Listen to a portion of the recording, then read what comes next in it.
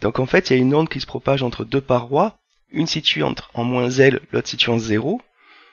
Si je me souviens bien, initialement on part de -L, et on va avoir des réflexions successives en 0, puis de nouveau en -L, puis de nouveau en 0, etc. On nous propose de poser certaines variables ici. Hop. Voilà, il faudra essayer de faire apparaître ça dans le sujet. Et première question, c'est écrire l'expression de E1 à l'aide de E0 R phi oméga et K. Alors, qu'est-ce que c'est que E1? Il nous l'explique ici. En note E1, le champ électrique se propageant dans le sens positif, après avoir subi une réflexion sur P0, puis une sur P-L. Donc c'est le cas de double réflexion. Donc il faudra calculer déjà avant celle qui correspond à une réflexion. On nous propose comme notation, pour commencer, de E incident, ou E de départ, EI égale E0 exponentielle I oméga t moins KZ.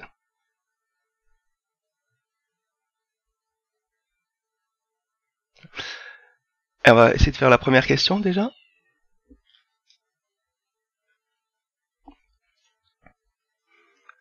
Donc je récupère le EI proposé ici. Et va s'intéresser à une première réflexion. Donc où se fait cette réflexion? Elle se fait en 0 et à un temps T1 égale L sur C. Donc si on relie l'énoncé, on voit qu'on nous parlait d'un coefficient de réflexion à chaque fois qu'il y a réflexion sur une paroi. Donc on précise bien que c'est le coefficient de réflexion pour le champ électrique, donc on peut l'appliquer directement. Donc on va s'écrire cette première onde après première réflexion de I. Il faut multiplier par R, ici, et tenir compte du fait qu'il y a eu un décalage temporel par rapport à la première onde. Donc pour tenir compte de ce décalage temporel, moi j'ai fait une translation dans le temps, j'ai mis oméga t moins T1. On sait aussi que cette onde va revenir dans le sens opposé de la première, donc on change le signe ici. Donc pour nous, souvent, quand on a oméga t moins kz, ça va comme ça. L'axe des Z. Donc ça, c'est une onde en oméga t moins kz. Et dans l'autre sens, c'est une onde en oméga t plus kz. Là, vous pouvez mettre plus ou moins. Alors, ça, c'était la première réflexion. Cependant, l'exercice demande l'onde après deux réflexions.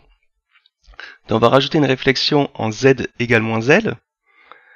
Donc, cette fois, le temps pour qu'elle met l'onde initiale pour arriver sur la paroi, alors c'est Z égale moins L, ça sera 2L sur C.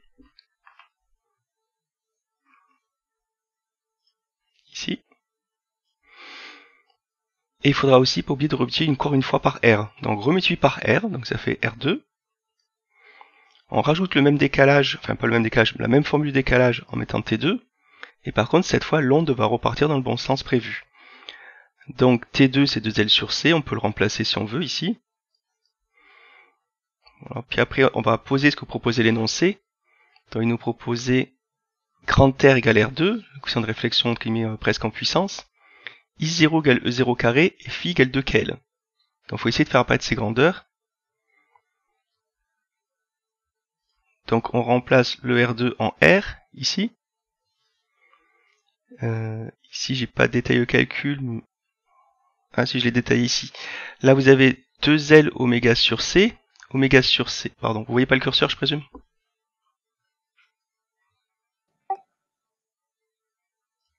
J'ai pas entendu ceux qui ont essayé de parler. Non. Non, alors faut que je pense à tout souligner. Donc voilà, vous avez ici le phi qui est calculé, vous voyez, c'est ce terme ici, là. 2L sur C fois oméga. Oméga sur C, c'est K. Donc ça fait 2KL. Donc en fait, le terme qu'on a fait apparaître à l'intérieur de l'exponentielle, c'est le phi de l'énoncé. Il faut juste faire attention au signe moins qui traîne. Donc ici, moins phi. Est-ce qu'il y a des questions sur ce premier calcul? Non. Non, c'est bon? Alors on va aller voir la deuxième question. Deuxième question, écrire de même l'expression pour les champs suivants. Bon là, moi j'ai fait par analogie. J'ai répété ce qu'on a fait.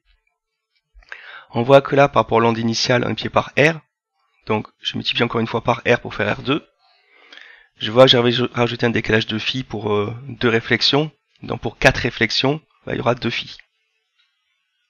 Ici. Comme c'est après un aller-retour, les signes là ne changent pas. C'est toujours des moins. C'est toujours l'onde qui va vers la plaque Z égale 0 qu'on étudie. Et donc on a tous ces champs jusqu'à petit n si on veut. E2, 3, E4, E5, E petit n. Alors dans l'énoncé, il demandait effectivement E petit n, c'est la dernière onde qu'on va étudier. Troisième question. On pose E égale somme de n égale 0 à l'infini des En. Donc là, on va s'intéresser aux ondes qui suivent en fait. Exprimer à l'aide de E0, R et phi l'amplitude A de E. On posera I égale A étoile. Bon là, vous voyez, cette fois, il n'y a pas le K, voire même le K sur 2. Et on posera I0 égale E0 carré. Exprimer l'intensité I à l'aide de I0, R et phi. On représente les courbes I-phi sur I0 pour R égale 0,2 et pour R égale 0,96. Donc on les a ici, ces courbes.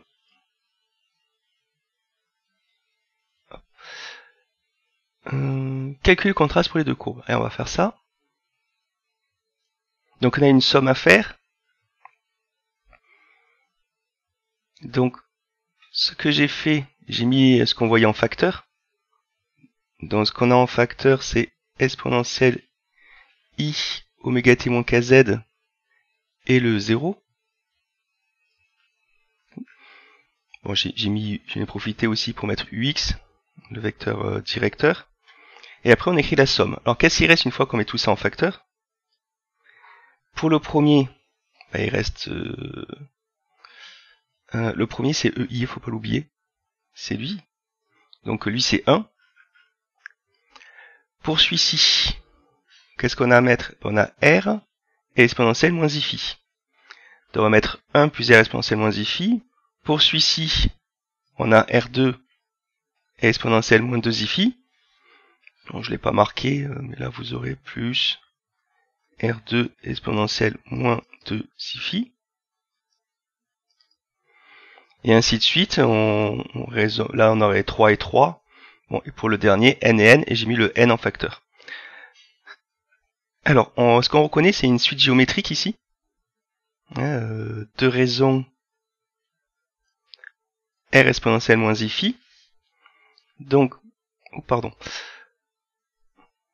on se permet d'utiliser la formule des sommes des suites géométriques. Donc là, bon, je l'ai pas écrit, mais parce que ça fait très moche de l'écrire.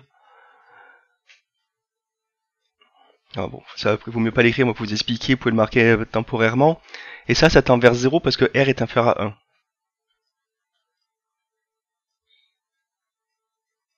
1. Donc c'est 1 moins Q puissance n sur 1 moins Q, une somme d'une suite géométrique. Oh pardon, donc on écrit ce résultat, oui. J'ai juste une question.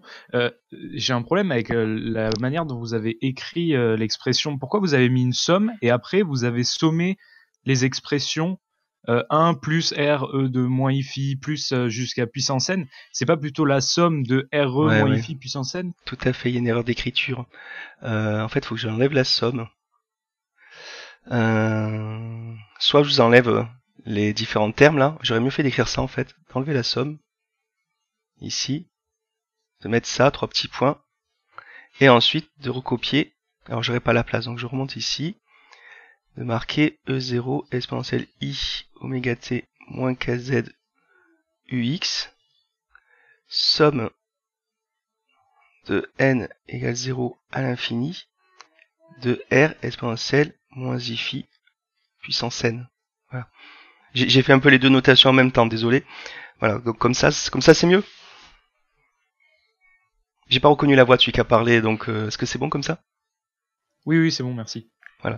Donc effectivement, j'ai fait un copier-coller, j'ai laissé la somme, j'aurais dû l'enlever ici. Parce que là, j'ai les détaillés pour que vous voyez bien la raison apparaître. Mais bon, je pense qu'en maths, c'est peut-être des calculs classiques pour vous, vous pouvez essayer de passer directement par ce résultat. Alors, on va aller voir, j'ai fini à 3. Non, j'ai pas fini à 3. Donc on va revoir ce qu'il restait à faire. Donc là, on a fait le début de la question. Il faut poser I0 égale E0 carré. enfin, et calculer I égale A étoile. Donc en fait, on a fait ça, il reste plus qu'à isoler le A bar. Hop. Donc voilà, A bar. Donc il reste par rapport à au-dessus, on enlève ce terme là. On envoie le E0 par contre dans le A bar. On enlève le terme de exponentielle I oméga t moins kz, terme de propagation de l'onde. Donc là on a notre A bar, on peut l'encadrer, c'était un résultat qui était demandé. Hop. Et après on calcule l'intensité I. Donc on prend la formule énoncée, surtout on ne s'amuse pas à mettre une autre formule, hein, on prend celle qui est proposée. On fait donc A fois le conjugué de A. Conjugué de A, ici c'est facile, il suffit de remplacer moins I par plus I. On fait le produit. Donc c'est des calculs qu'on a l'habitude de faire. On fait donc ça fois ça. Puis après on fait ça fois ça. Donc ça fait 1 plus R carré, les deux termes là. Puis après on fait les deux doubles produits, entre guillemets. Le 1 fois ça. Et le 1 fois l'autre terme. Donc on voit que moins R va rester en facteur. Donc je l'ai mis. Et après on voit apparaître les deux exponentielles. Une avec moins I et l'autre avec plus I. Et ça en fait c'est 2 cos phi. Ce truc qui est apparu. Voilà, donc là on a l'expression de I qui était aussi demandée. On manque un petit peu de place pour encadrer, mais c'est pas grave. Hop. Alors la question suivante c'était de calculer le contraste, il me semble. Et on pourra aller regarder les courbes, on peut regarder nos résultats s'ils sont bons ou pas bons. Alors là, le contraste n'était pas redéfini. Donc on rappelle sa définition. C'est Imax moins Imin sur Imax plus Imin. Vu que c'est au dénominateur que ça varie, on remarquera que Imax correspond en fait à un faible dénominateur. Donc faible dénominateur, vu que cos phi varie de moins 1 à 1, on va prendre la valeur avec 1. Hein, ça fera 1 plus R2 moins 2R. Et ça, en fait, c'est un carré remarquable, c'est 1 moins R au carré. Donc ça, c'est Imax. Pardon, c'est Imax sur I0. J'ai déjà fait la simplification par I0 vu que c'est un rapport. Et là, c'est Imin sur I0. Donc on écrit nos calculs. On remarque que, bon ça on s'en doute un petit peu, mais on va faire le dénominateur commun. Donc ça va sauter de la ligne suivante. Et on va, vous avez compris, on va faire passer ça ici. Ça ici. En dessous on fait pareil. Donc en haut on se retrouve, je vous l'écris à côté, ça fait 1 plus R au carré moins 1 moins R au carré. Et en dessous, on se retrouve avec la même chose mais avec un plus. 1 plus R au carré plus 1 moins R au carré. Là, quand on va faire la soustraction, c'est A carré et B carré qui vont sauter. Il va donc rester 2 fois 2AB. Donc 2R fois 2, 4R. Ça va pour ce calcul-là? Monsieur. Oui. Juste, vu qu'on a demandé juste de calculer le contraste des deux courbes avec les R, on pouvait pas juste prendre les valeurs qu'on nous donnait sur les Ah, sur le graphique? Oui. On va aller voir la question comme c'est posé exactement. Pour les deux courbes, oui, en fait, ça t'a pris la valeur ici. Oui, directement au maximum et au minimum. Ouais, pourquoi pas, vu qu'il précise pas en fonction de... T'as pris les valeurs là? C'est ça? Oui. Ouais. Alors là, par contre, c'est qu'on la voit. J'espère qu'on avait bien le maximum, mais je crois que c'est le cas, parce que je les ai recalculés. Oui, ça tombe bien. Ah ouais, là, le souci, vous avez un contraste de 1, quoi. C'est ça? Bah, du coup, je me suis arrangé, j'ai pris 0,1 à peu près pour le minimum. Ah, d'accord. Et là, ça fait un 6 moins 0,8, ça fait 0,8. 0,8 sur 2,4, donc ça fait à peu près un tiers, là. Fait rapidement, là, à l'aide du graphique. Bon, on va voir combien j'obtiens.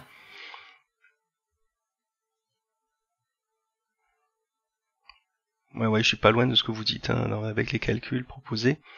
Bon, là, par contre, vu que c'est un plus, le double produit disparaît, donc là, il reste A carré plus B carré, donc 1 plus R au carré. La parenthèse, ça sert à rien. je vais enlever.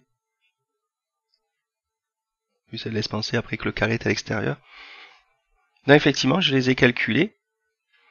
On peut aussi calculer Imax, hein, ici, parce qu'on avait on avait défini Imax au tout début.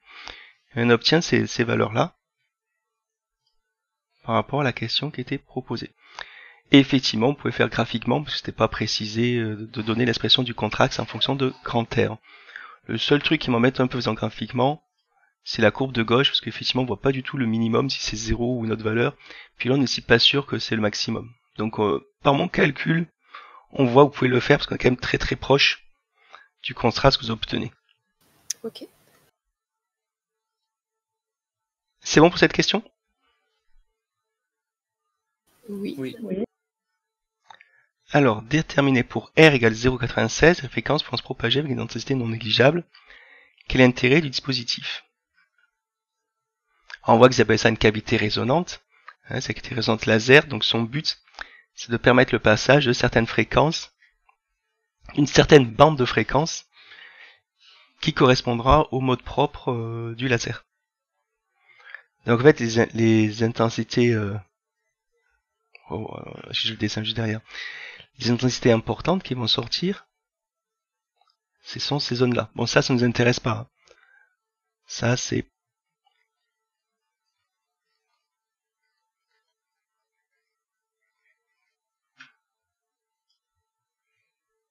Ça, c'est pas une cavité résonante. La cavité résonante, il faut au moins ce coefficient R. Il faut que ce soit certaines fréquences qui soient amplifiées au détriment des autres fréquences.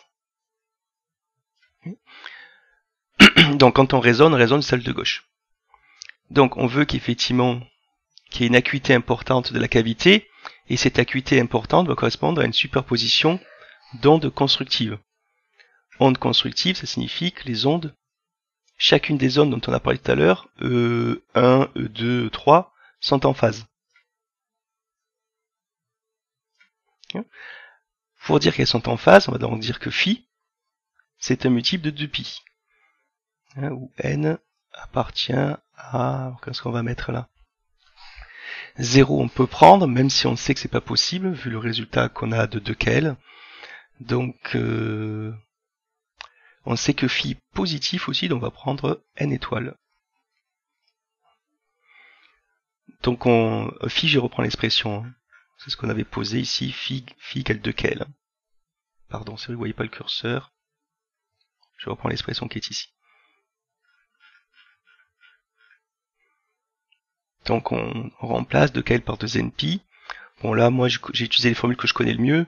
Donc k égale 2pi sur lambda. Lambda c'est c sur nu.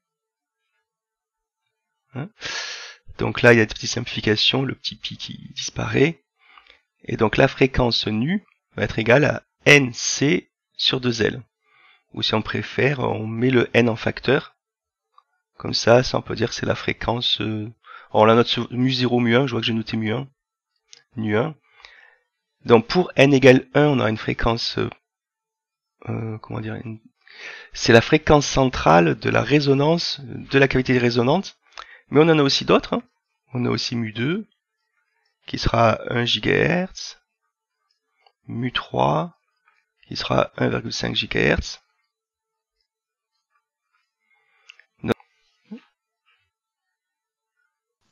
Monsieur. Oui. Dans le cours, Oui. quand vous avez dans la partie fréquence propre liée au laser, Oui. on a au dénominateur un indice de la cavité. Et du coup, moi, vu que je connaissais la formule, j'ai directement écrit la formule avec n. Tu et peux me la j'ai fait le redonner? calcul, mais vous, du coup, j'obtiens quasiment la même chose. Du coup, j'obtiens grand n, c sur 2nl. D'accord. Et du coup, il y a le n qui correspond à l'indice de la cavité et il n'est pas donné dans l'énoncé. Oui. En fait, comme on t'en parle pas, soit tu le mets, tu n'as pas de valeur numérique à faire, soit tu supposes qu'on est dans le vide ou dans l'air. Hein. De toute façon, ce n se rapproche de 1. Hein. On va pas travailler dans du vert. Hein. Donc soit, par exemple, pour l'air, c'est 1,0. Alors je sais plus si c'est un troisième zéro, je suis pas sûr. Je crois pas. Ouais, on va dire 1007 à 25 degrés sous 1 bar. Et le vide, c'est 1. Alors ce que je pense, moi, c'est plutôt d'après moi, hein, faudrait que j'aille relire, c'est plutôt une cavité basse pression. Certainement d'air ou d'un gaz rare. De toute façon, parce que n tend vers 1 de toute façon. Hein. Donc, les deux résultats sont bons. Hein. Vu qu'on nous précise pas dans l'énoncé qu'on admettra que la cavité a un indice n, qu'on prenne 1 directement, c'est pas du tout gênant. Ok. Alors qu'est-ce que j'avais écrit ? Une question de Corentin, monsieur. Oui. Il demande si est-ce qu'on aurait pu dire que pour que la fréquence puisse sortir, elle devrait vérifier lambda avec le petit indice P égale 2L sur P. Alors, j'ai lu la question. Maintenant, je regarde le résultat que j'ai. 2L... Oui. Alors, Corentin, par rapport à ta question, en fait, si tu connais la formule, ce que tu viens de la formule des cordes vibrantes, et donc effectivement, si tu fais l'analogie, tu peux utiliser le résultat directement pour faire comme une phrase introductive. On sait que pour la corde vibrante, les longueurs d'onde vérifient la relation, les modes propres vérifient pour leur longueur d'onde la relation suivante, et après tu marques comme la cavité résonante fonctionne sur le même principe, on en déduit que oui, ça passe. Hein. Faut juste faire, plutôt que de faire du calcul, on fait une phrase constructive pour faire le lien entre corde vibrante fixée à ses deux extrémités et le modèle de la cavité résonante. Par contre, il demandait mu, après il faut passer à la fréquence, hein. Faut pas s'arrêter à la longueur d'onde. Je vais voir si la question le satisfait. Ok, c'est bon. Pour cet exercice, ça va donc? Oui. D'accord. Bon, il était assez guidé, hein, parce que le 62. Oups. Alors dans le cours, nous on a fait un laser à 2 niveaux. Là, il y aura 3 niveaux d'énergie. Donc il y aura... J'aurais peut-être dû faire un dessin sur la correction, j'ai pas pensé. E1, E2, E3.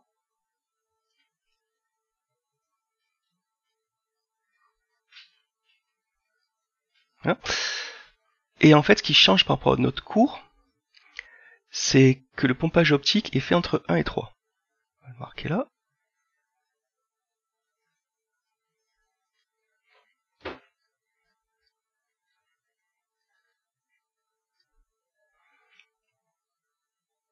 Et on nous dit que ce pompage, nombre d'atomes excités par unité de temps, ça sera gamma N1.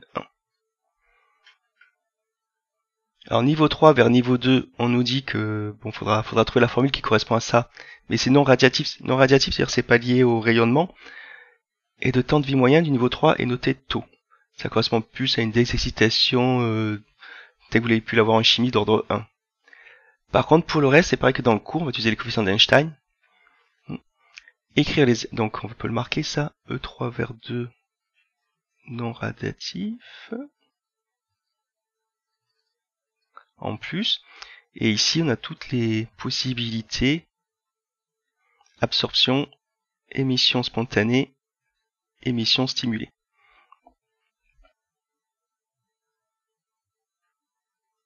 J'en ai oublié une, parce que là, faut que je fasse attention après. Si là, j'ai dû en oublier une. Non, c'est bon, ça monte, ça descend. Non, ça a l'air juste. Allez, on va regarder ça.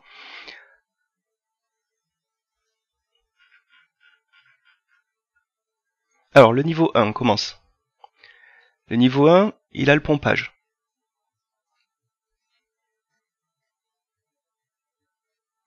Le pompage, il part, on peut peut-être le refaire. Hein. On va refaire le schéma juste à côté. Hop. Hop. Hop. Et on va faire mot terme par terme. Donc, le pompage, ici.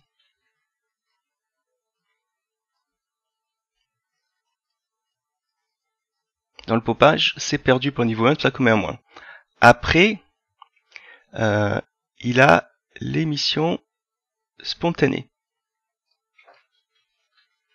Donc on a vu dans le cours qu'on prenait comme coefficient A21 pour l'émission spontanée, et elle ne dépendait pas de la répartition de fréquence du rayonnement. vous voyez la formule du corps noir sur U dans ses spectrales d'énergie. Donc c'est plus A2N2. Après, on va mettre l'émission induite. On peut appeler ça émission laser, c'est stimulé, mais bon, après ça me fait 2S sinon. Donc plus B21 UMU N2. Alors je rappelle que pour les notations, on met de qui vers qui. Il faut imaginer qu'il y a une petite flèche en fait qui dit de quel niveau vers quel niveau on va. C'est de 2 vers 1 que ça se lit. Et la dernière, c'est donc l'absorption.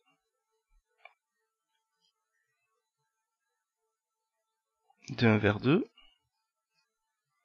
Donc celle-là, elle est négative parce qu'elle est perdue pour le niveau 1. Et elle correspond à moins B1,2, donc de 1 vers 2, UMU N1. Donc ça, c'est les petits résultats que je vous ai demandé de retenir. Parce que si on le voit pas, ça semble non évident. Donc s'il y a un truc à retenir sur le cours laser première partie, c'est ces grandeurs-là. Hein. DN2, maintenant, on s'intéresse à ce niveau. Donc il va y avoir la désexcitation non radiative, plus les trois termes dont on a tenu compte pour le passage de 1 vers 2. Donc on va faire peut-être la dissociation radiative en dernier. Alors reprenons tous ces termes. Vous le voyez là le curseur ou pas? Non, toujours pas? Toujours pas. Ok, bon tant pis. Alors on va faire dans quel ordre? Celui-ci c'est qui? Moins A21 N2. Donc ça c'est quelque chose qui est perdu pour le niveau 2. Et ça en fait ça c'est l'émission spontanée. Donc on commence par lui. Ensuite, moins B21 UMU N2, ça c'est encore perdu. Par la présence du UMU, on voit que c'est soit l'émission induite, soit l'absorption, mais comme il y a un moins, on voit que c'est l'émission induite, c'est perdu. C'est celui-ci. Plus B12 UMU N1, lui c'est l'absorption.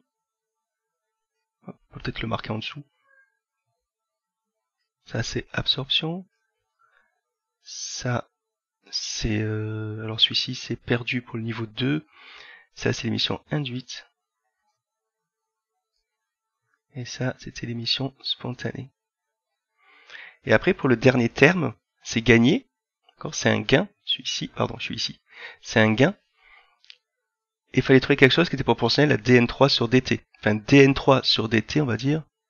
Ça en fait c'est dn3 sur dt lié à la désexcitation on va dire. Je sais pas s'ils emploient ce terme dans l'énoncé, on va vérifier. C'est écrit où?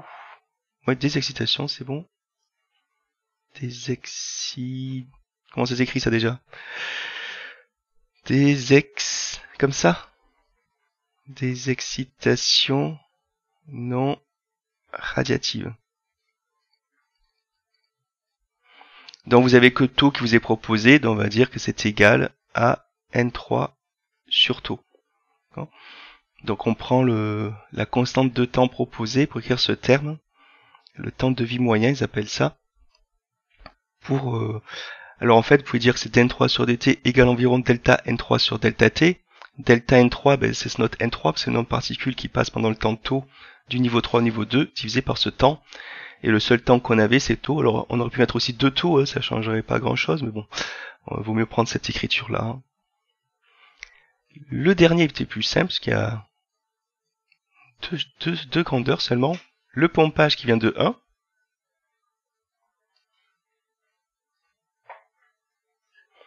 Et la désexcitation qui est perdue.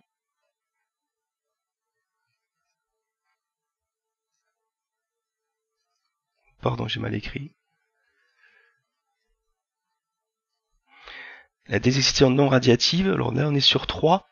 Donc ça c'est perdu. Ça c'est gagné, ça c'est perdu. Donc gamma N1 moins N3 sur taux. C'est bon pour le bilan des populations sur chaque niveau? Bon, je vais prendre ça pour un oui. Alors, pardon. Montrer que N1 plus N2 plus N3 est une constante, notez N. On pose N2 égale N1 plus delta N. On va s'écrire dans un coin.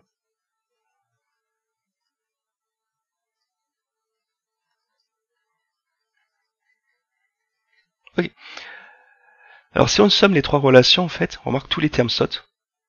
On peut le faire par exemple pour les deux les plus simples. Celui-ci va sauter avec lui, et celui-ci va sauter avec lui. Bon, on peut vérifier pour les autres. Hop. Ouais, donc il y a tous les termes qui sautent parce qu'on ajoute les trois relations. Donc on voit que dn total, hein, le petit n qui est ici,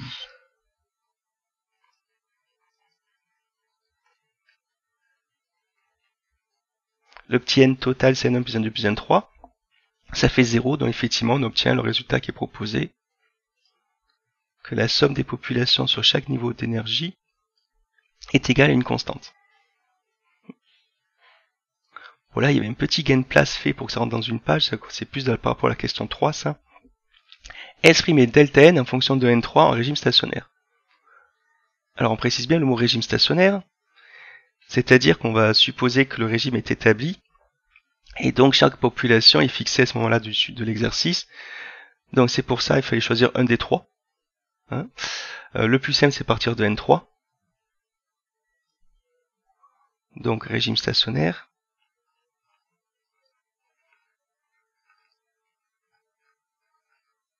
On écrit que dn3 sur dt égale 0. dn3 on récupère son expression qui est ici. Gamma n1 moins n3 sur tout égale 0. Et quand on isole, ça fait ce résultat. n1 égale n3 sur gamma tau. Alors la question, c'est d'exprimer delta n en fonction de n3. Donc on cherche, on va le marquer. N'oubliez pas ce qu'on recherche. On veut delta n égale une fonction de n3.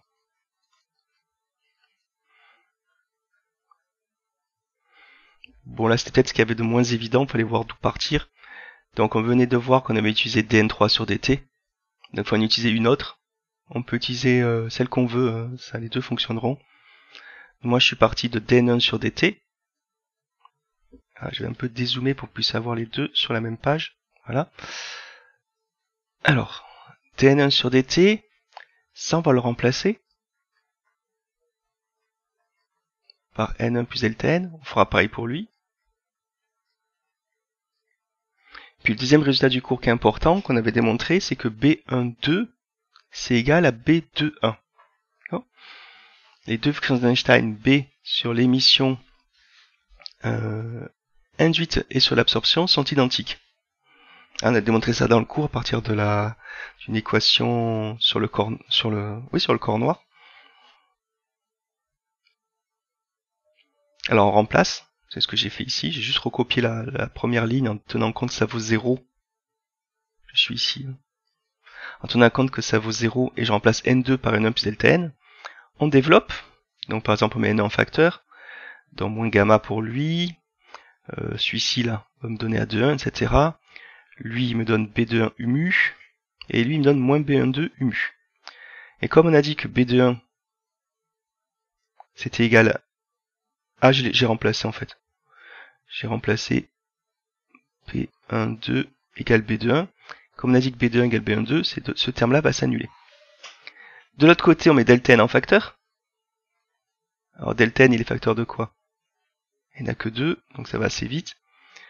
Par contre, on l'a fait passer de l'autre côté, donc c'est moins A21 et moins B21 humu. Donc on a lu ces deux termes-là, ça fait quelque chose. On remplace aussi cette relation, là, on va l'appeler 1. Mettre que 1 utilisé ici implique n3 sur gamma tau moins gamma plus A21 égale moins delta n A21 plus B21 humu. Le but c'est calculer delta n. Donc on isole delta n et ça fait une expression un petit peu compliquée à exploiter dans un premier temps.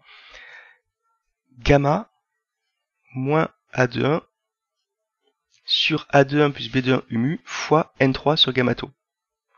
Donc on a bien delta n en fonction de N3 plus toutes les caractéristiques des transitions énergétiques. En fait on les retrouve toutes. On regarde bien, on a le taux qui correspondait à la transition 3 vers 2, le gamma qui correspondait à la transition de 1 vers 3, et le coefficient d'Einstein qui se correspond aux transitions de 1 vers 2 ou 2 vers 1. Ça, vous étiez arrivé à faire ça, la question? À l'aide peut-être du résultat de la correction? Vous avez peut-être vu la démarche à exploiter? Non. Non. Alors rappelez-vous ça, hein, pour les lasers, hop, ces petits trucs. En régime stationnaire, dans le cours, on avait dit qu'il y avait équilibre thermique à la température T, équilibre thermodynamique. Pour écrire ces petites relations. Bon, ça c'était plus simple. Et donc le principe de l'exercice, je vais vous expliquer ce qu'il faut pour que ça fonctionne en laser. Donc en une condition nécessaire pour réaliser l'inversion de population. Donc on veut que N2 soit plus peuplé que N1. Donc on va marquer. Voilà, on veut que le niveau 2 soit plus peuplé que le niveau 1. N2 moins N1, c'est delta N.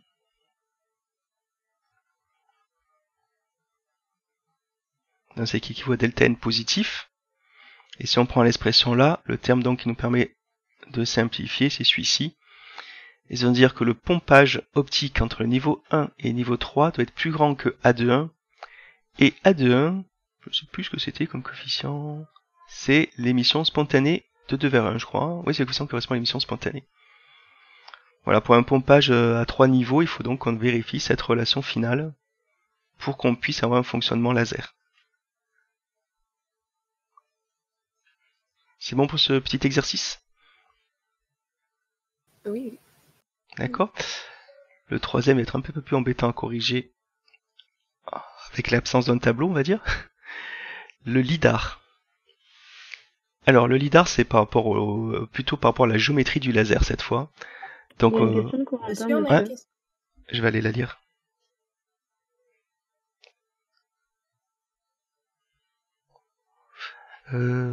Oui, alors attends, je comprends pas trop la question, parce qu'on n'a pas fait les calculs. Ça change tout le problème, ce qu'il propose. Si la radiation était issue des excitations... Quelle radiation, Corentin? Parce que celle que tu proposes, c'est ce qu'on a dans l'énoncé. C'est-à-dire si on voulait une inversion de population entre N3 et N2 plutôt qu'entre N2 et N1, c'est ça?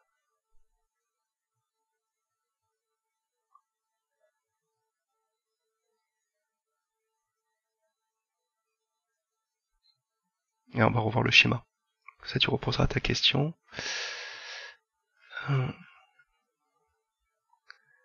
Sur le schéma qu'on voit là, elle est là, la radiation, ce qu'on appelle la désexcitation non radiative est ici. Donc c'est pas là qu'il va y avoir le fonctionnement laser. L'émission induite, elle est ici. Donc c'est elle qui peut entraîner le fonctionnement laser. D'accord? Donc après, si on inverse l'exercice, faut tout refaire. Hein. Après, c'est normal, par contre, que le pompage se fasse au-dessus de 2. Ça, c'est obligé. Sauf si on a un laser à 2 niveaux. Dans ce cas-là, le pompage va être rajouté entre E1 et E2. Il n'y a plus de niveau E3 qui ne sert plus à rien. Okay. Donc la question que tu poses, elle change tout l'exercice. Hein. La radiation vient de N2 vers N1. Ouais, l'émission induite, elle vient bien de N2 vers N1. Et alors, Monsieur, il dit pour l'inversion de population, je sais pas si c'est... Enfin, il a rajouté ça en tout cas. Oui, non, je comprends bien, mais en fait, ce qu'il voudrait, c'est ça. J'ai compris, mais en fait, ça change tout l'exercice. On peut pas raisonner si rapidement. Oh, pardon, je croyais que j'allais faire un trait. Tac. En fait, il voudrait ça. Et si j'ai bien compris ce que veut Corentin, il veut que le laser, il soit ici, en fait. Entre 3 et 2.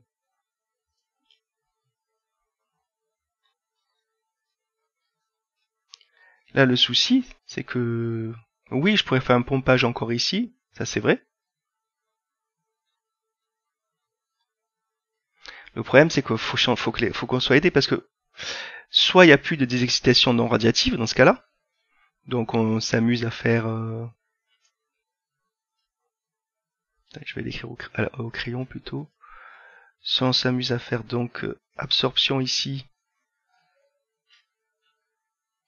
émission, quand je l'appelais spontanée, émission induite. Puis après, si on veut totalement inverser l'exercice, on peut mettre des excitations radiatives ici. De toute façon, on va pas trop changer quand même de ce qu'on fait. Hein. Des excitations non radiatives. Dans ce cas-là, bon, on aura toujours N3 plus N2 plus N1 égale constante. Ça changera pas. Par contre, les petites formules qui sont là vont changer dans leur écriture. Il faudra toutes les refaire. Et effectivement, cette fois, il faudrait poser plutôt N3 égale N2 plus delta N. Et démontrer, on va mettre un prime. Et démontrer que, pardon, delta N prime positif. Voilà, mais ça change tout l'exercice, hein. Je sais pas du tout ce qu'on va voir ici comme delta N prime sans faire le calcul. On pourrait peut-être le faire par analogie, mais j'ai peur de me rater, hein. C'était ça à peu près ta question, Corentin? D'accord, ok. Ouais, pour moi c'est un autre exercice, donc ça change un petit peu les données, hein. Est-ce que ça correspond à juste changer les indices? Une permutation d'indices? Non, c'est plus. Je pense pas que ce soit juste une permutation d'indices. Faudrait l'écrire proprement sur un papier, faire le calcul par les deux méthodes et après regarder ce qu'on aurait pu faire par analogie. Allez, on passe au lidar. Donc là, on va travailler sur la géométrie du laser. On utilise un laser YAG, donc un laser de haute puissance. YAG, c'est les éléments du laser, hein. De longueur d'onde, lambda 0 égale 1,06 micromètres et de West égale 0,40 mm. Situé sur rayonnement dans le spectre électromagnétique. Alors on va déjà, hop, retenir ça. C'est une donnée qui est un petit peu cachée. Dans la première question, on a juste besoin de la longueur d'onde.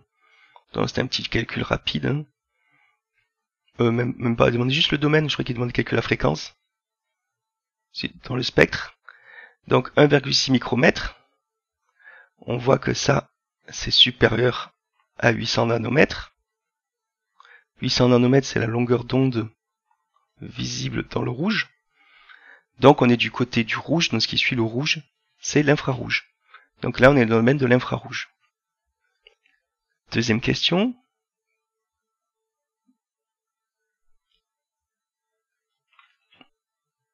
Ah, j'ai tenté un truc, ça n'a pas marché. Voilà, hop. On va se garder les petites formules là, de l'énoncé. On va essayer de les cacher par ici. Ok. Donc, deuxième question, il va falloir donc utiliser les formules sur le laser, déterminer la divergence angulaire et longueur de Rayleigh de ce faisceau. Déterminer la largeur du faisceau à 1500 mètres d'altitude, donc on envoie le faisceau vers les Z positifs, c'est-à-dire on pointe par exemple la Lune si on veut, en négligeant tout phénomène d'absorption et de diffusion atmosphérique. Expliquer pourquoi il est nécessaire de collimater le faisceau si l'on souhaite l'utiliser pour des sondages atmosphériques. Alors là, ça fait beaucoup de questions. On commence par la première, hein. Divergence angulaire et longueur de Rayleigh. Alors c'est pour ça que j'ai copié les formules, ici. Donc on va les utiliser. Divergence angulaire, on l'a ici. Donc tout est donné, hein. Lambda 0 et oméga 0 sont donnés. Donc on fait l'application numérique. Alors dans le dernier TP que vous m'avez rendu, quand vous avez fait le coin d'air, certains ont mis les angles en degrés. Et comme j'ai pu voir que ça correspondait plutôt aux mêmes valeurs que vos camarades en radian, faites attention quand vous donnez θ directement, c'est un radian qui sort, hein. Et après, si vous avez sinus θ, faites attention à voir comment formater votre calculatrice pour voir en quelle valeur d'angle va vous sortir l'angle si vous faites arc sinus. Soit elle vous sort en degrés, soit elle vous sort en radian. Oui, il y avait une question? Oui, c'est moi. Ça sera toujours donné les trois formules ou ça Oui, peut pas être donné? Non, elles sont trop dures à retenir. Elles sont trop dures à retenir si vous voyez, c'était un DS qui suit l'enseignement sur le laser, on pourrait ne pas vous les donner. Mais un sujet qui est basé sur 2 heures d'études au cours de l'année, vu qu'on utilise ces formules que sur ce chapitre, ouais, c'est pas comme les formules cliniques du point qu'on va utiliser une centaine de fois. On va les utiliser dans le cours 5-6 fois et en TD, là, on va les utiliser 2 fois. On peut pas vous demander de retenir ça par cœur. Par contre, celle-là, on l'avait redémontré, celle-ci, hein, dans le cours. Donc on peut effectivement, par contre, vous faire une petite introduction sur le laser, en vous donnant ces deux-là, en vous donnant la forme d'un laser, et en vous faisant quelques questions sur la géométrie, de façon à retrouver quelques formules que vous allez utiliser ensuite dans l'exercice. Mais non, là, il n'y en a aucune à retenir par cœur, hein. Franchement, je le fais depuis quelques années. Et si d'un coup en décembre, avant qu'on fasse le cours, on me demandait les formules, je pense pas que je les ressors automatiquement. Là, comme on sort un peu du laser, j'y arriverai. Avec même un peu de réflexion, ça sortira pas d'un coup. Mais non, c'est pas à retenir par cœur celle-ci. Ok, merci. Donc on a cette application numérique. Même pour l'oral vous sont donnés. Enfin, s'il y a des euros, elles vous sont donnés. ZR. Hop, pareil, on fait l'application numérique ici. Et pour W1500, pour la première formule qui a été donnée ici, hop. Et on remplace notre ZR par 0,47. Notre Z par 1500. Et on obtient 1,26 mètres. Ça veut dire que ça fait un diamètre de 2,5 mètres. Donc c'est considéré un peu large pour faire une étude de détection atmosphérique. Alors je sais pas s'ils précisent qu'ils veulent faire exactement avec ce laser. Non, ils ne précisent pas. À 1500 mètres d'altitude, bon, c'est pas, on vise, on peut peut-être faire des études d'humidité, je pense, ou des études de mesure de, vous savez, les nuages, c'est formé des fois par des petites boules de glace. Peut-être une mesure de densité de glace dans le nuage. En tout cas, c'est un peu trop large pour faire des études sur des petites particules. Donc, il nous propose de le collimater pour diminuer sa taille. Ou c'est à nous de le dire, ça. Donc, on va essayer de collimater ce faisceau pour avoir un waste à 1500 mètres plus petit. Ou le rayon, pardon. On ne dit pas waste pour lui, on dit le rayon. Il s'écrit W. Rayon du faisceau plus petit, de façon à essayer de cibler de plus petites particules ou des plus petits phénomènes. Alors, là, ils ont été un peu vaches. Ils ont pris un système afocal assez rare, formé d'une lentille divergente en premier et une lentille convergente en deuxième. Alors, combien elles valent ces lentilles? Je sais plus, j'y fais à l'échelle. Je crois pas. Lentille divergente focale moins 20 mm. Placée à 150 mm du ouest du faisceau incident et une lentille convergente de focale 200 mm.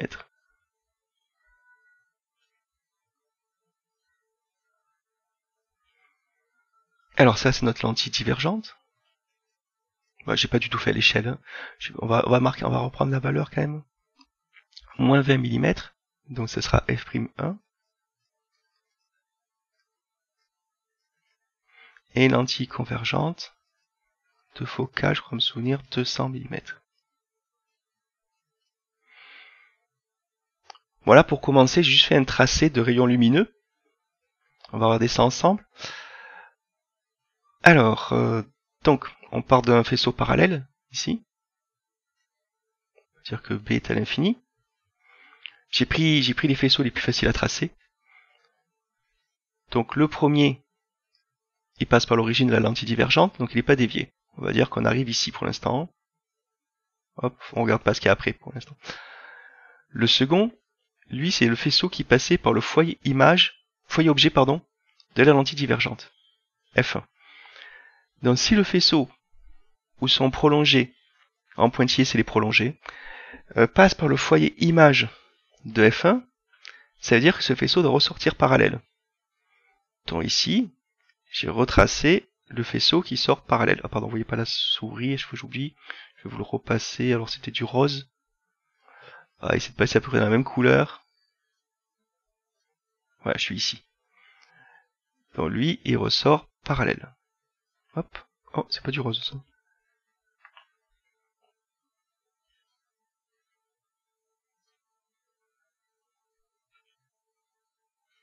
Voilà. Donc, et pareil, je regarde pas ce qu'il y a après pour l'instant. Ces deux faisceaux forment donc une image intermédiaire. On voit bien que c'est pas ces deux faisceaux qui vont se couper. Donc c'est le prolongement des faisceaux qui se coupe. Donc on revient, celui-ci on le reprolonge ici, hop. Et celui-ci on fait de même. Et donc on a une image, bon là j'ai un petit peu décalé, qui se trouve ici. Et comme les deux faisceaux étaient parallèles, initialement, on sait en plus que cette image se formerait dans le plan focal image de L1. Donc ici, en F'1. Comme c'est un système afocal, on a aussi f' égale f2. Alors ça, c'est important pour la suite. Vu que c'est à focale, que l'image intermédiaire se trouve en f2, ça veut dire que les faisceaux vont ressortir parallèles entre eux. Ou si vous préférez, que l'image est à l'infini à la sortie du système optique. Donc l'idée, là, vu qu'on a deux faisceaux, alors on aurait pu tricher, hein, parce que... Il va où ce faisceau-là? Celui-ci. Là, il va où? Là, j'attends une petite réponse. Oui, allez-y. L'image de la Ouais. lentille convergente. Alors, je vais prolonger, effectivement. On va prolonger ici l'axe optique. Hop. On va reprendre une coloration qui correspond au faisceau. Et effectivement, lui, si je le prolonge, là, bon, désolé pour la qualité des flèches. Ici, là, je dois être en f'2. Donc on peut faire aussi comme ça. Donc logiquement, cette distance-là, je pense que j'ai un peu trop triché, mais cette distance-là, qui vaut donc f'2, devrait être égale à celle-là.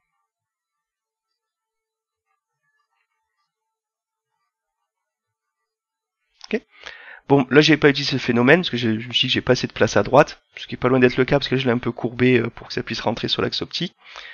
Ben, vous prenez un rayon de construction, je suis ici, là, genre d'ici, un rayon de construction qui part de l'image intermédiaire, et vous prenez le plus simple, celui qui passe par le centre optique de L2, ici, et ces deux rayons-là doivent ressortir parallèles au trait de construction en vert. Est-ce que ça va, ou est-ce que vous voulez que je refasse la construction à la main levée? Moi, je veux bien que vous refassiez la construction. Je vais essayer, je vous promets rien, mais on va essayer. Allez, fichier, nouveau document. Alors, on place notre axe optique pour commencer.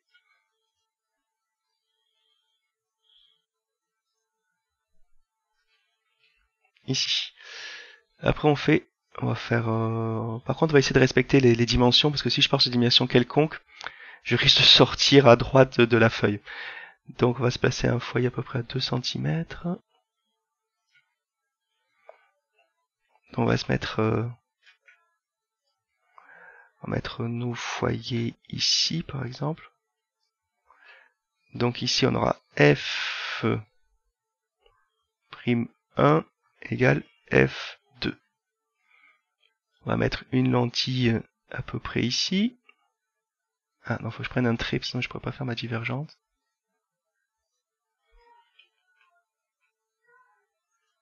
Mettre une deuxième lentille à peu près ici.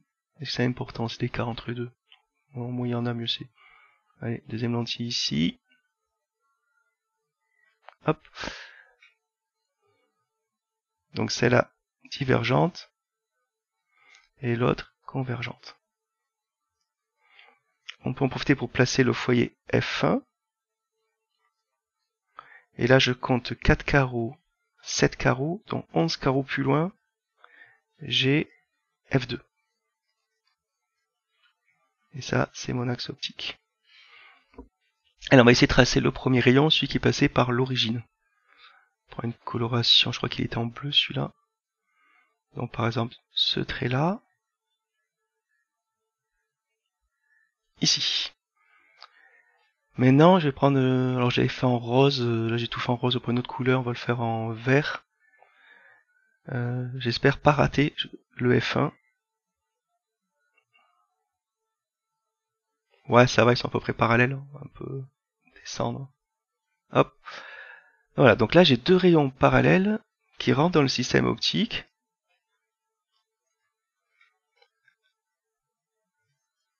Je mets des petits traits. Hop. Hop. Hop. Hop. Hop. Hop. Deux rayons parallèles qui rentrent dans le système optique. Un qui passe par F1 et un qui passe par l'origine. On va même en tracer un troisième. Monsieur? Oui. Il n'est pas censé être dévié le rayon vert? Oui, c'est le prolongé. Allez, je prends ma gomme. Ah, est-ce que je peux faire ça? Pourquoi il veut pas? Ah, parce que j'ai pris la souris peut-être? Oh là là. Bon, attendez, je refais. Ça fait... sinon, attends, je vais tricher plutôt. C'est quoi qui s'est effacé là? Je vais tricher.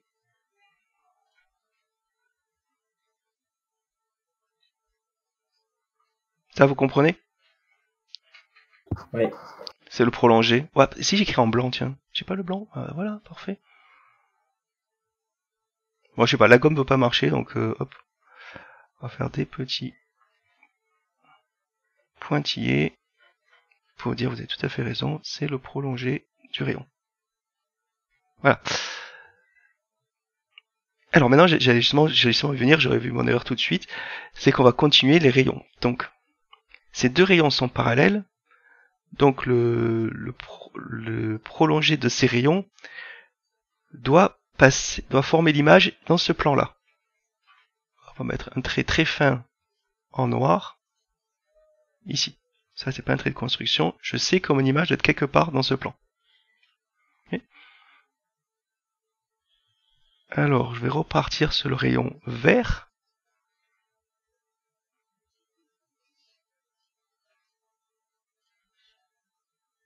Je crois que c'est en moyen. Dans le rayon vert, vu qu'il passait par F1, il doit ressortir parallèle. Okay. Donc on fait jamais de réflexion sur les lentilles. On fait de la transmission, donc il est comme ça en fait. Hop, on remet un petit trait pour dire c'est ce faisceau qui se continue. Oh merde. Ouais, bon, c'est pas évident à faire avec la tablette, c'est tellement plus pratique un tableau. Et par contre, où est l'image? L'image va être dans le prolongé de ces deux rayons. Donc je refais. Hop, en plus je crois que les pointillés, j'ai les droits. Alors on essaye quand même d'arriver à peu près où il faut. Bon, vous voyez, c'est pas tracé super. L'image, elle est donc ici.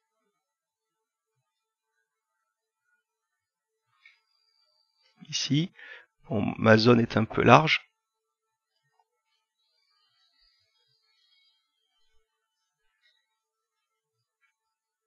Ah, je la voulais. Ah si, elle est en pointillé, parfait. C'est une image virtuelle.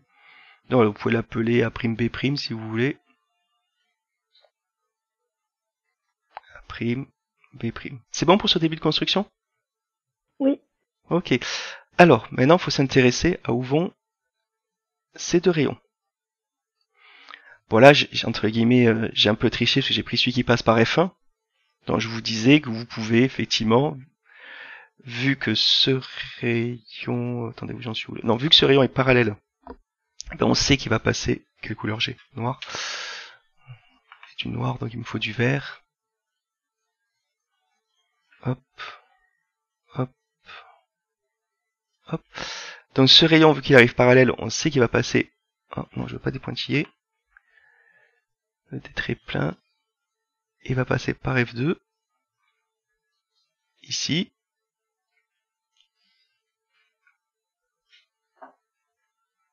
Voilà. Et l'autre, celui qui est ici, il doit forcément sortir parallèle à celui que je viens de tracer. Parce que l'image, elle est dans le plan focal objet de L2. Donc je refais un trait cette fois bleu, en essayant de le faire parallèle au vert. Ça, c'est parce qu'on a pris un rayon qui est passé par celui-ci, par F1. Si on fait pas ça, l'idée c'est d'aller chercher un petit trait de construction.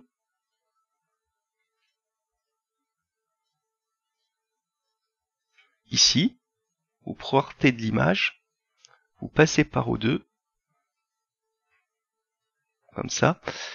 Ça, vous le voyez ce trait, il est visible? Ou il faut que je le fasse en plus? Ok. Donc ici, vous le faites passer par O2. Et ces deux rayons, là et là, doivent être parallèles au trait de construction que je viens de faire. On peut pour finir tracer un dernier rayon. Bon, ça ne le faites pas, c'est juste pour moi que je le fais pour vous montrer. On va le faire en... Allez, dans cette couleur-là, c'est ce bleu ciel. On peut tracer un dernier rayon si on veut. Par contre, je ne le veux pas en pointillé. Un dernier, là. Donc on fait parallèle aux autres. Voilà. Et qu'est-ce que je fais après? Essayez de me dire à l'oral ce que je dois faire pour trouver la suite de ce rayon une fois arrivé sur la lentille. On voit qu'il va être dévié déjà, ça c'est forcé. Allez, je vais poser une question, tiens Pierre, parce que je sais que vous avez un micro. Qu'est-ce que je fais pour ce rayon? Attendez, je vous mets un petit curseur là. Qu'est-ce que je fais pour savoir où va le rayon ensuite?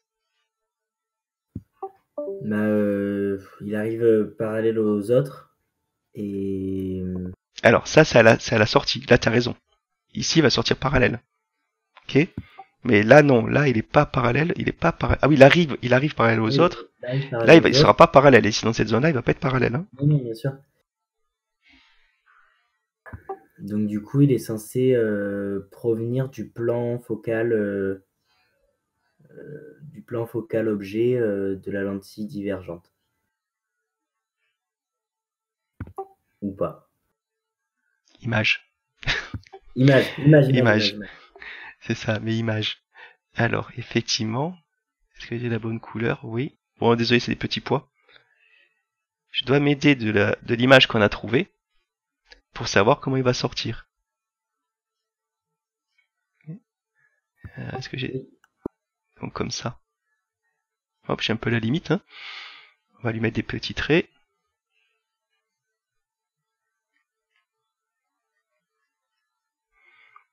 Je vérifie que je ne me sois pas trompé. Non, c'est bien ça. Et après, par contre, il ressort parallèle à ceux qu'on a tracés. Hein. Voilà, là, c'est plus simple. Comme ça. C'est bon pour la construction? Oui. Oui. Voilà, bon... Après, une fois que vous avez fini le dessin, honnêtement, bon, celle-là, c'est presque la plus dure qu'on peut vous demander. Hein. Vous regardez votre schéma, et surtout vous regardez bien, il y a des fois des erreurs qu'on voit dans les copies. Il y en a qui font des réflexions sur les lentilles. Donc regardez que vous n'avez pas fait cette petite bêtise. Regardez bien, les faisceaux, et là je prends le crayon si vous n'allez rien voir, il arrive, il traverse, et il traverse encore. D'accord? Et pour tous les systèmes infocaux, les trois rayons ici sont parallèles, et les trois rayons ici à la sortie, voilà, il y en a trois, ils sont aussi parallèles, avec une image intermédiaire qui se forme là où les deux foyers sont confondus. C'est toujours ça le principe des systèmes infocaux. Sur une lunette astronomique, une lunette Galilée ou ce système, on retrouve ce principe une image qui provient de l'infini, une image qui sort à l'infini. Et revenons à notre exercice. Alors, je me suis pas amusé à dessiner le faisceau. Ouais, j'ai fait que les rayons. Parce que j'ai essayé et franchement c'est très moche. Donc, comme les résultats c'est les mêmes, j'ai repris le schéma du cours avec nos faisceaux. Alors c'est très moche parce que c'est à cause de lentilles divergentes, c'est très moche. Bon, je vous le fais rapidement. Très rapidement. Hein. Très rapidement. Et, oh pardon, en plus j'ai pas pris la bonne lentille.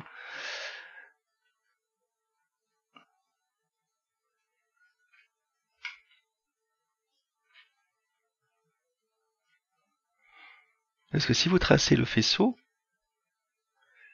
en fait ça va faire ça en quelque sorte.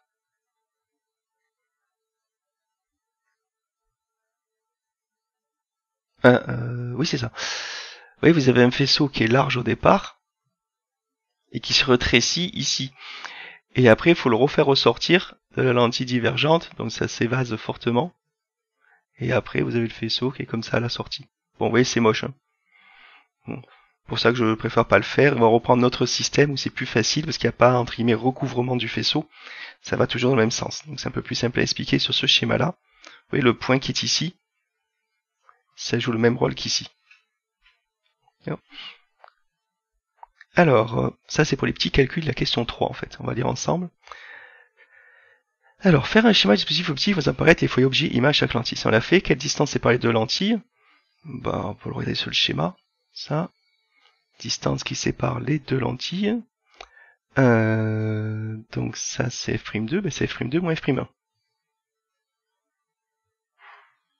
Grand D, ça sera f'2 moins f'1. Alors je mets de valeur absolue parce qu'en général la focale d'une lentille divergente on la note en négatif. Voilà, donc ça fait 180 mm avec les données proposées. Pourquoi la première lentille est-elle choisie divergente? Alors ça, si vous fait la lunette de Galilée, vous savez la réponse, c'est juste pour que le système soit plus compact.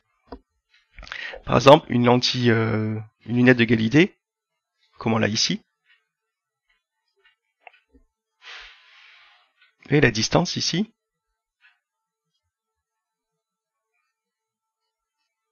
C'est grand T égale f'2 plus f'1. Bon là ça change pas beaucoup, ça ferait, si on garde les mêmes valeurs, ça ferait 220 mm. Mais ça fait quand même un système plus compact.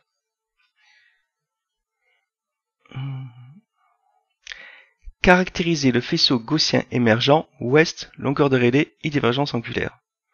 Alors c'est pour ça que j'ai repris le schéma du cours, pour qu'on puisse voir facilement les résultats. Je vais faire un petit copier-coller, ça change de page par contre.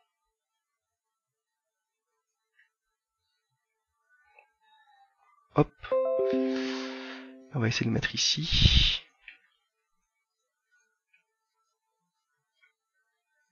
Oh, je vais le mettre là. Hop. On va lire ce que j'ai écrit avant, puis on le mettra après ici. Ah non, c'est bon, rien d'important, c'est ce qu'on a vu dans le cours. Alors on va utiliser le schéma que je vous propose pour faire les calculs des différentes grandeurs demandées. Alors le premier, on va le déplacer à chaque fois l'image. Hein. Le premier, on va le faire ici. Donc ici, j'ai... Est-ce que ça se met par-dessus? Ouais, parfait. Ça, vous la voyez la couleur? Oui. Okay. Donc là, je travaille dans le triangle rectangle ici. Là, voilà. Donc, j'ai en fait...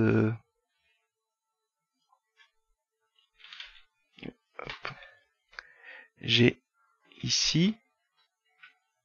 J'ai tangente. Je crois que c'est tangente qu'il faut utiliser. θ' égale W0 sur F'. Alors, on va rajouter un petit truc en dessous. Ici, j'ai F'1. Et ici,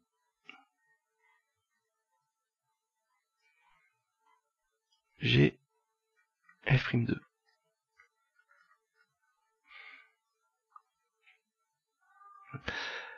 Donc voilà, j'ai assimilé tangente θ' à θ'.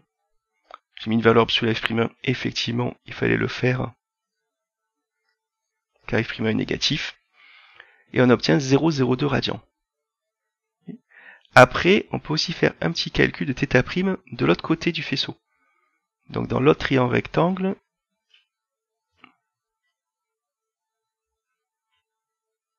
ça par contre le jaune, c'est peut-être pas ce qu'il y avait mis ainsi avant. Ici, dans cette fois θ', ou tangente θ', ça va être oméga 0 secondes sur F'2. Donc ça permet de trouver un ouest de sortie de 4 mm, sachant qu'initialement, je crois que c'était 4 cm. C'était où ça? Ah non, initialement, pardon, c'est 0,4 mm. On va le marquer à côté. On va marquer or W0 est égal à 0,4 mm. Maintenant qu'on a le ouest de sortie, on peut répondre aux questions suivantes. Alors, j'en suis où? Ouest, c'est fait. Il nous faut longueur de Rayleigh et divergence angulaire, c'est-à-dire θ secondes. Alors, on calcule donc cette longueur de Rayleigh par la petite formule que vous avez là. Hop, qui était donnée dans l'énoncé. Hein. Donc, on fait notre calcul, on a 47 mètres. Pour le premier, on l'avait calculé ou il était dans l'énoncé?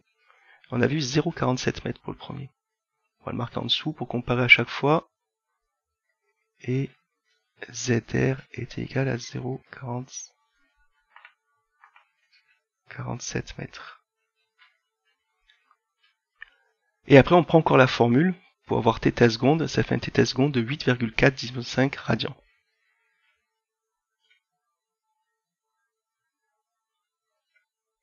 Alors revenons à l'énoncé. Calcule la largeur du faisceau à 1500 mètres d'altitude. Bon, je vais pas le déplacer, je vais réécrire là. Or, oméga seconde à 1500, c'est égal à oméga 0 seconde. Je crois qu'il y a une racine. Hein. Ouais, racine de 1 plus z sur zr au carré, fois racine de 1 plus z sur zr seconde au carré. Et ça, si vous faites l'application numérique, vous obtenez, je sais plus, on obtient 10 fois moins, je crois. 10 fois moins 0,12 mètres, donc. Le résultat, il est caché par le dessin, j'aurais dû mettre un petit peu plus bas.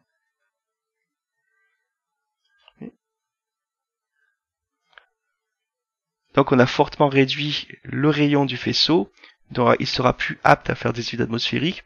Bon, cependant, on ne donne pas la taille des objets qu'on veut étudier. Donc si on veut encore plus petit, eh ben, il faudra donc on remarque qu'il faudra faire, il faudra diminuer ZR, non, augmenter ZR, pardon, augmenter ZR, excusez-moi. Donc si on veut plus petit, si on veut un rayon plus petit,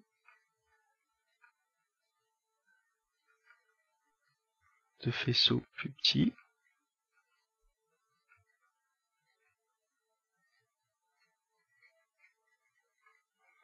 il faudra diminuer θ seconde, ou c'est la même chose, augmenter ZR seconde. Alors qu'est-ce qu'il faut pour faire ça?